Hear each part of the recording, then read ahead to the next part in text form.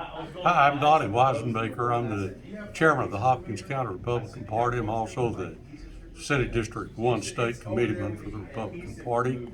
And I have here Dr. Troy Jackson, who is our Director of Outreach for the state of Texas, and outreach and engagement. And Troy, what do you want to tell the people of Hopkins County?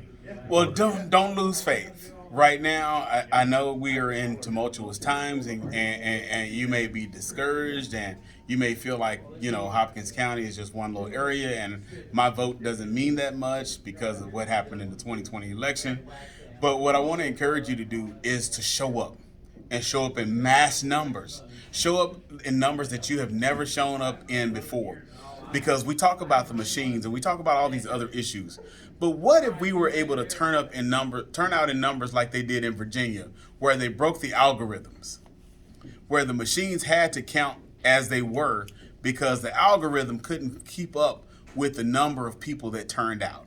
We have to overwhelm the system at this point so that we can make sure that our votes are counted, our voices are heard, while we still engage in the legislative, and we're poll watching and we're poll greeting and we're serving as election judges and on ballot board and signature verification.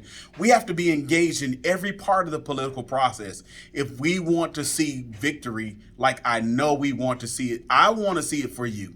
I want to see it for Texas. And it starts with rural counties like Hopkins doing all it can in this season and leaving nothing out. So I challenge you to get out and vote and drag all of your family members and friends kicking and screaming to the polls and make sure they cast their vote for liberty and for Texas.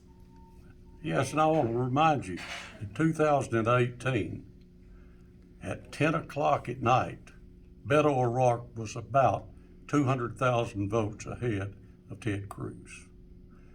When the rural votes started coming in, Ted Cruz wound up winning by over 200,000 votes.